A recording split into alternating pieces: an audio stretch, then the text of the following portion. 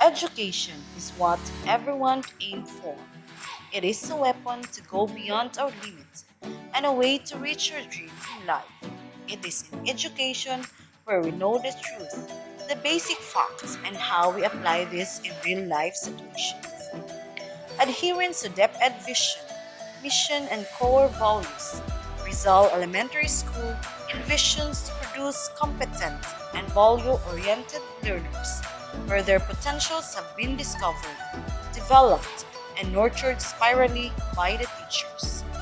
Rizal Elementary School implemented different activities, programs, and projects for the purpose of providing the learners a quality, equitable, culture-based, and complete basic education. Education is the first early investment for child development. Thus, education has to be accessible to all.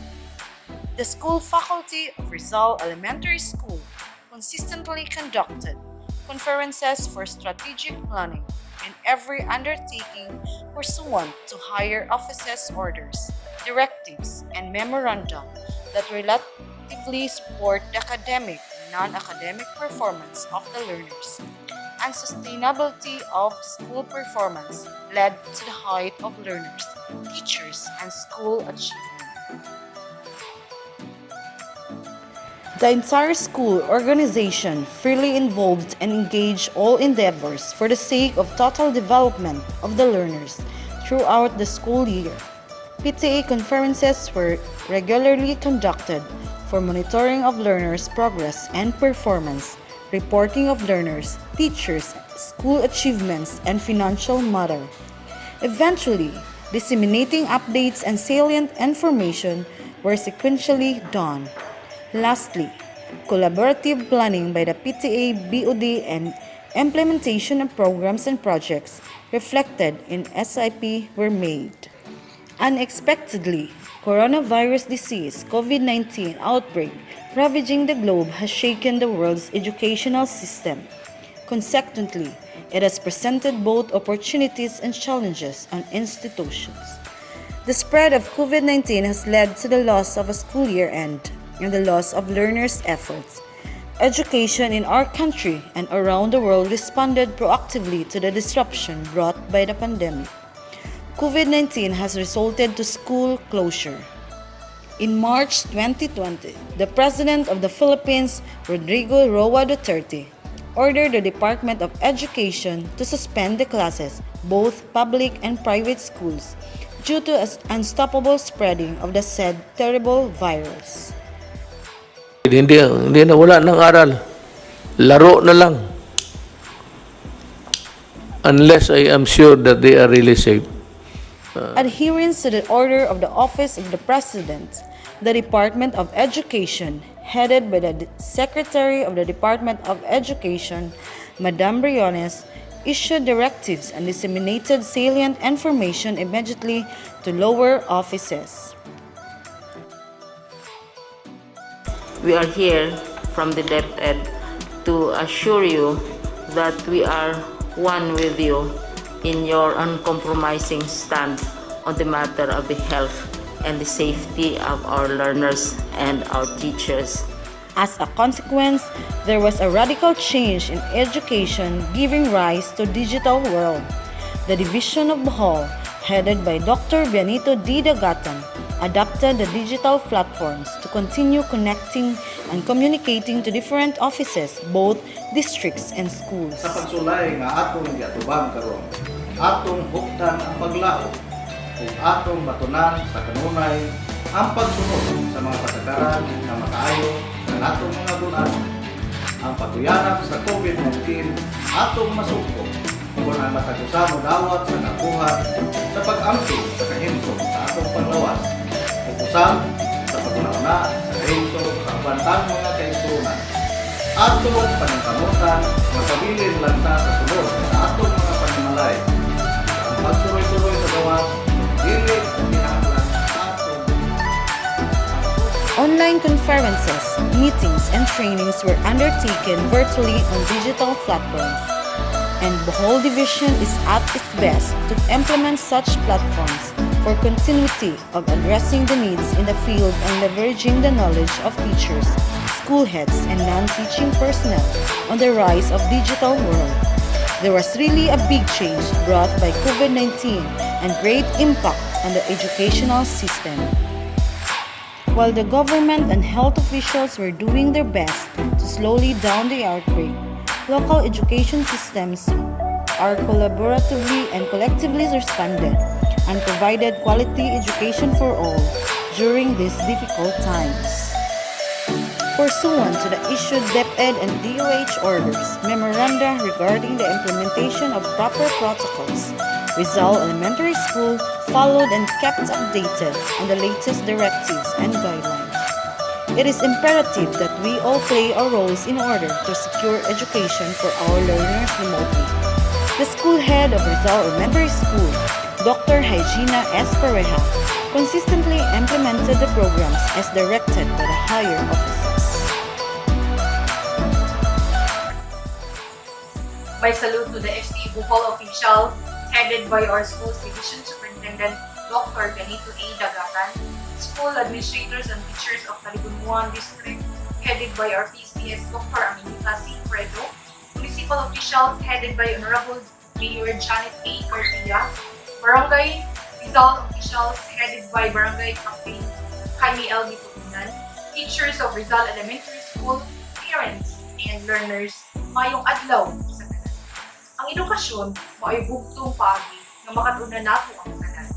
Butang, na dili manghuman sa uban, kaalam na mao'y mahimong kami kung iya sa dagan sa kinabuhi sa usa ka tawo.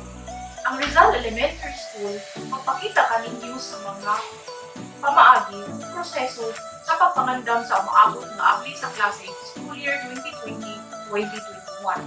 Kini, mahimong iya aron hapsayang atong pamaagi sa pagpadayong nato sa mag-edukar sa mga kabataan. Bisan pa man sa unsang hulga nga gidala sa COVID-19 pandemic nga miigo sa tibuok kalibutan. Ang eskwelahan naghimo na og mga lakang aron mapunhay ang atong ipangandoy alang sa atong mga kabataan.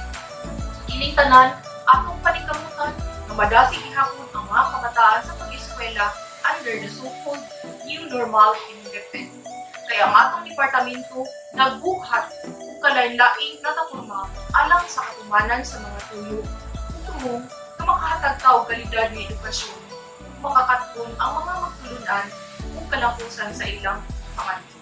Sa kanunay, ang Rizal Elementary School padayon sa programa nga Sulong Edukalidad. Ako si Hygiena Saison Pareja, ang school principal sa maong tulungaan.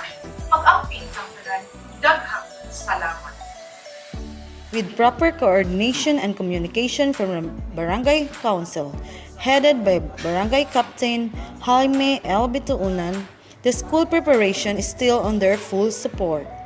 The Barangay Health Center, headed by Mrs. Neria L. Bituunan, together with Barangay Kagawad, Teresita T. Tampos, updated the status of implementing the directives of DOH and RHU, particularly the school as isolation area in Barangay of Rizal.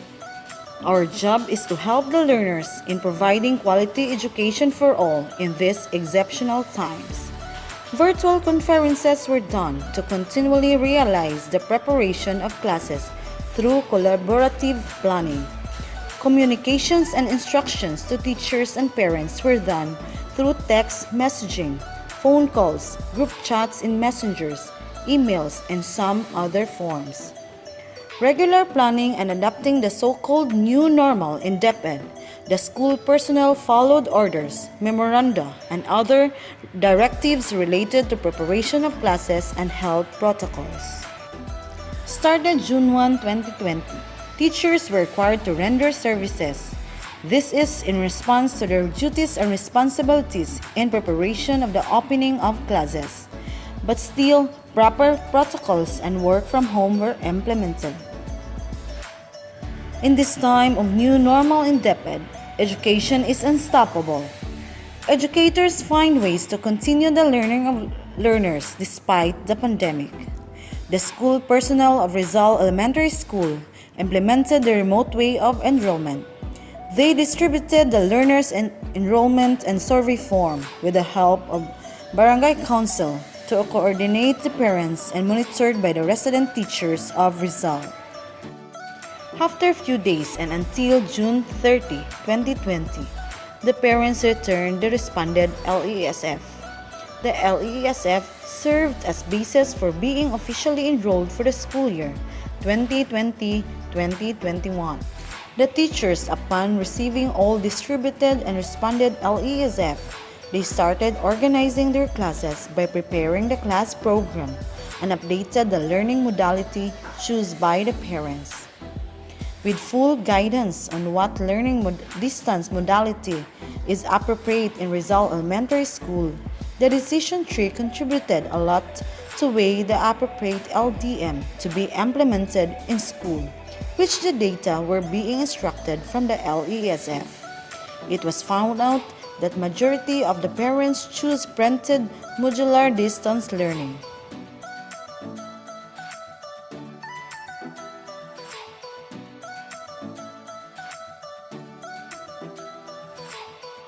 The school personnel, led by the school principal of Rizal Elementary School, crafted the LDM implementation plan. This plan served as a roadmap to realize the implementation and monitoring of the preparation of classes. The LDM implementation plan was communicated through the stakeholders and disseminated to the parents through orientation. Rizal Elementary School focused on grades 1 to 3 simulation. Let's hear how these key stage 1 teachers did their preparation of their classes under the new normal in DepEd. Isip magtutudlo sa unang ang nag-andam ko og mga learning activity sheets o modules para sa mga bata. Agig pagpadayon sa leksyon. Bisan pa sa atong nahiaguman karon sa maong pandemya, magpadayon kita sa atong edukasyon para sa bata, para sa bayan, sulong edukalidad. Ako si Teacher Marivi T. Orapa, Grade 1 Advisor. Mayong adlaw sa tanan, bisan pa man sa hulga sa pandemya sa panahon nato karon, amo gyapon gipaningkamutan nga edukasyon sa mga bata mapadayon. Usa sa gihimo namong preparasyon ang paggama og mga modules og learning activity sheets kay mao man kini ang applicable kanato karon kay kasagaran nato dili man maka-access sa internet. So para sa pagpadayon sa edukasyon, atong isulong ang edukasyon para sa bata, para sa bayan, sulong edukalidad. School year 2020-2021, nagandam ko og mga modules, activity sheets, o uban pa para sa mga bata. Ipadayon nato ang edukasyon para sa mga bata, para sa bayan, sulong edukalidad. Guided by the decision tree and LDM implementation plan, the teachers started preparing, printing, and sorting of learning activity sheets and modules which are officially released by the SDO Bohol LRMS office through the district LR coordinator and shared the Google Drives containing the quality assured LAS and modules to school level through the school LR coordinator. These LAS and modules are to be distributed to each learner during the opening of classes on October 5, 2020.